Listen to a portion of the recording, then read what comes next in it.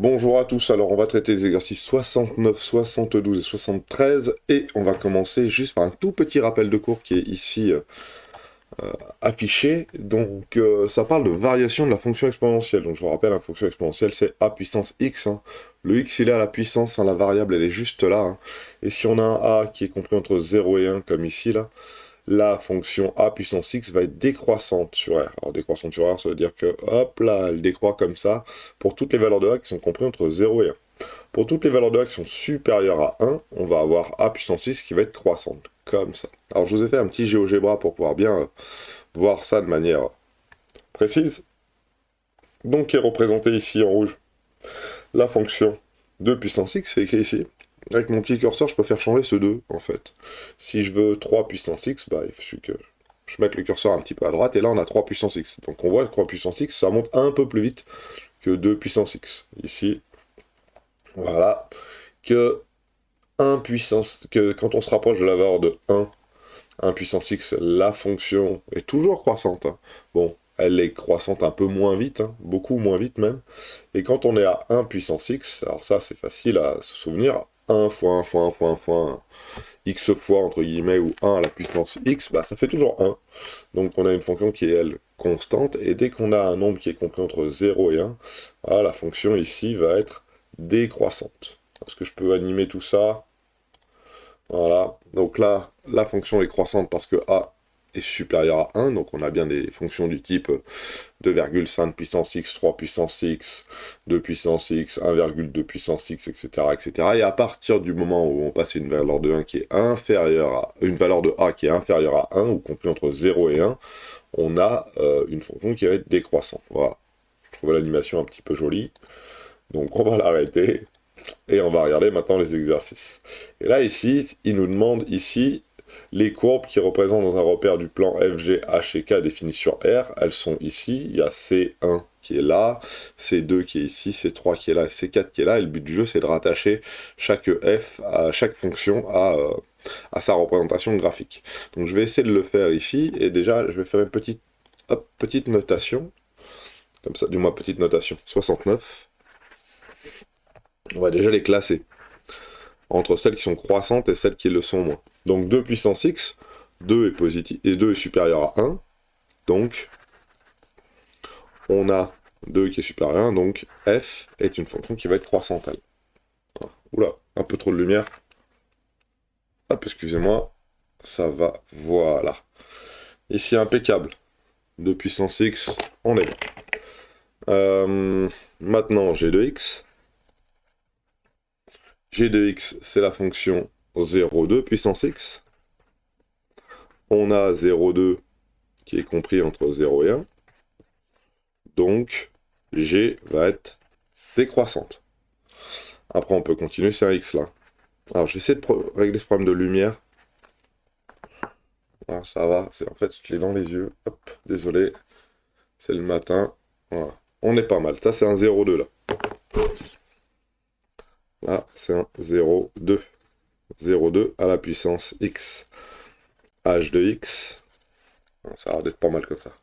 H de X, c'est donc, attention, moins 2 puissance x. Alors c'est pas moins 2 qui est la puissance x, hein.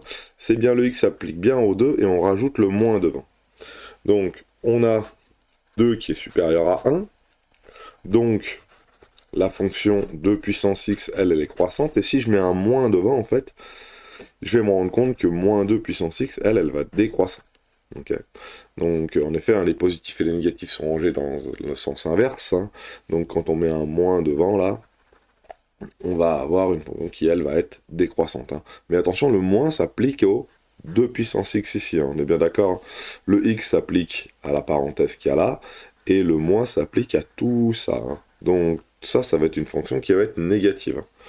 Donc, et on peut même le dire, hein, et h de x sera négatif, car 2 puissance x est positif, donc avec le moins devant, c'est négatif. Et donc, k puissance x, qui de la même manière c'est moins 0,2 puissance x, donc là il faut bien mettre les parenthèses au bon endroit, ça veut dire ici et ici, avec le moins devant. On a bien 0,2 qui est compris entre 0 et 1, donc 0,2 puissance x, elle, est décroissante. Donc si je rajoute un petit moins devant, moins 0,2 puissance x est croissant. Donc notre fonction k là est croissante et négative. Donc k de x est plutôt croissante et k de x négative. Alors pour être précis, on va pas mettre k de x croissant, mais plutôt k croissant. La fonction k est croissante et k négatif. Donc on va souligner tout ça. F elle est croissante et positive. Hein. Ça c'est bien positif, donc f positif. Voilà. G de x. F... Wow, comment j'écris ça? J'écris ça comme un sac. On recommence. F de x positif et f croissante. G de x positif et G croissant. Alors les couleurs correspondent pas. Hein. Hein, j'écris en bleu, mais c'est parce que ça correspond. On va mettre des petites flèches. On a h de x négatif et h de x, on a dit, décroissant. Hein. Et h décroissant. Voilà. Et maintenant, on a ici donc k qui est croissant et k de x négatif. Voilà. Voilà, on a ce que j'appelle débugger l'exo, c'est-à-dire qu'on a fait en sorte d'analyser un petit peu les données de l'exercice pour pouvoir savoir ce qu'il en est. Donc à chaque fois, retenez bien, hein, si le nombre qui est mis à la puissance est compris entre 0 et 1, c'est décroissant. Si c'est supérieur à 1, c'est croissant. Et puis après, il faut regarder le signe qu'il y a devant, parce que tout ce bazar-là, c'est toujours positif. On a vu que la courbe était toujours au-dessus de l'axe des abscisses. Donc voilà. Donc maintenant, en ce qui concerne le 69, qu'est-ce que ça donne? Donc f croissant et f positif. Il n'y en a pas 12, hein, des f croissant, f positif. Il n'y en a qu'une, c'est la courbe 3. F croissant et f positif, c'est celle-là. Voilà. Hein. On a bien, f qui est croissante et positive, tout la courbe numéro 3. Donc ici, c'est plutôt C3 pour le f. Pour le G, on a dit que f était décroissant et f positif. F croissant, du moins la courbe, la fonction est décroissante et positive, donc c'est plutôt la courbe numéro 2, celle-là, là. Elle est bien décroissante et positive, supérieure à l'axe des abscisses. Voilà pour le G, donc ça c'est la courbe 2, il me reste la courbe 1 et la courbe 4, voilà, donc celles qui sont en dessous, elles sont bien négatives, ça tombe bien, et on a h de x qui est décroissant et négative, donc h décroissant et négative, c'est la bleue, qui est ici, donc c'est la courbe numéro 4 pour celle-là, voilà, et pour k de x, elle est bien négative et croissante, donc c'est la violette qui est ici, c'est plutôt celle-là, là, et donc c'est bien la courbe numéro 1, voilà, donc maintenant qu'on a tout ça, c'est assez facile d'avoir la totalité du truc. On va dézoomer un tout petit peu. Ah, on va trop dézoomer là. Pour pouvoir voir le résultat de cet exercice. Voilà. C'est pas mal. Hein. On voit bien f de x croissante et positive, g de x décroissante et positive, h de x décroissante et négative, et k de x croissante et négative. Voilà pour cela. Associer chaque fonction à composante, c'est ça. Maintenant, on veut classer dans l'ordre les nombres suivants et ci-dessous. Alors ça va pas être facile du tout. On va bien voir, hein. On va bien voir. Le 72. Alors, qu'est-ce qu'on a en magasin? On a quelque chose sous la forme 20 puissance quelque chose. Donc si on a une fonction f de x qui est sous la forme 20 à la puissance x, 20 est supérieur à 1, donc ça veut dire que f est une fonction croissante. Qu'est-ce que ça veut dire une fonction croissante? Ça veut dire qu'elle croît. qu'elle va de plus en plus haut, entre guillemets, en tout cas, que si je prends deux nombres et que je regarde leurs images sont classées dans le même sens que les deux nombres que j'ai pris. Oh, qu'est-ce que ça veut dire tout ça? Ça veut dire que ma fonction 20 puissance x, elle ressemble plutôt à ça. En passant ici par 1. On est d'accord? C'est tout bon. Elle est croissante, donc ça c'est 20 puissance x. Très bien. Maintenant, si je regarde, je veux 20 à la puissance moins 1,2. 20 à la puissance moins 1,2, ça va plutôt se situer ici. Moins 1,2 est ici, et 20 à la puissance moins 1,2, ça va plutôt se situer là. Voilà. Maintenant, si je regarde 20 à la puissance 1,8, si je regarde 20 à la puissance 1,8, ça va plutôt se situer, vous voyez, ici. Je ne sais pas pourquoi j'ai agrandi ma flèche. 1,8, ça va plutôt se situer ici. Donc, 20 à la puissance 1,2, qui est la valeur qu'il y a ici, est plus petit que 20 à la puissance 1,8, car la fonction f est croissante. Donc on peut déjà dire 20 à la puissance moins 1,2 plus petit que 20 à la puissance 1,8. Et quand on a fait déjà cette petite chose-là, on va pouvoir classer un petit peu toutes nos valeurs. Alors il y a quelque chose qui est gênant, c'est que notre 20 tout court, c'est 20 à la puissance combien? Parce que le problème, ça va être la dernière valeur qu'il y a ici, là. Hein, celle-ci, là, combien c'est? Ben, ça, c'est 20 à la puissance 20. Hein. Donc, vu que les images sont classées dans le même sens que les antécédents, que les valeurs de x, donc on va pouvoir dire que la plus petite valeur, c'est 20 à la puissance moins 0,2. Excusez-moi, 20 à la puissance moins 2. Qui va être donc plus petit que 20 à la puissance moins 1,2, qui va être plus petit que 20 à la puissance 0,2, et qui va être plus petit que 20 à la puissance 1, et qui va être plus petit que 20 à la puissance 1,8. Voilà. Alors ça, bien sûr, on pourra le vérifier. On pourra le vérifier sur un petit GeoGebra où on pourrait placer les points. On tracerait la fonction 20 puissance x, et puis on regarderait ce que ça donne. Et puis après, on placerait les points 20 à la puissance moins 1,2, 20 à la puissance 0,2, 20 à la puissance 1,2, etc. Et on se rendrait compte que à chaque fois, on aurait des valeurs qui sont classées dans le même sens, entre guillemets, que leur image. Ça veut dire celle-ci, celle-ci, celle-ci, celle-ci et celle-ci. Ça marche, car la fonction, elle est croissante. Voilà. On va juste faire déjà un exemple au moins avec celui-ci et celui-ci. Si je prends ma calculette ici et que je prends 20 à la puissance 0,2, alors qu'est-ce que ça me fait faire à la puissance 0,2? Ça me fait 1,8. Donc ça, c'est environ 1,8. Et ça, on a dit que c'était 20 tout court. Et faites voir 20 à la puissance 2, 1,8. 20 à la puissance 1,8. Ah bah ça fait 219 ça. Ça fait environ 219. Donc vous voyez, on est bien dans le bon sens.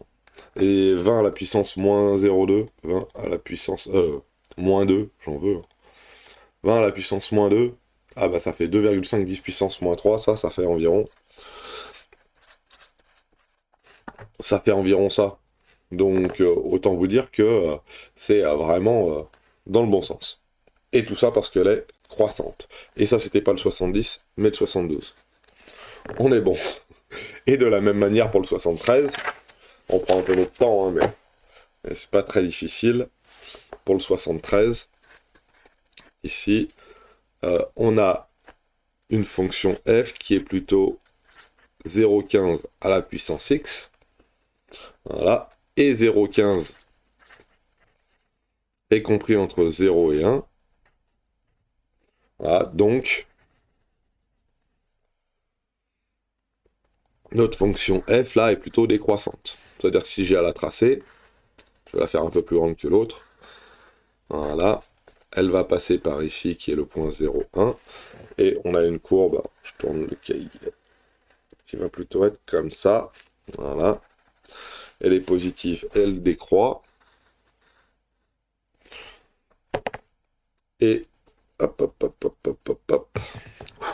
Et on va pouvoir placer nos nombres. Alors, il y en a qui va être un peu embêtant, c'est le dernier, hein, bien sûr, toujours pareil. Hein.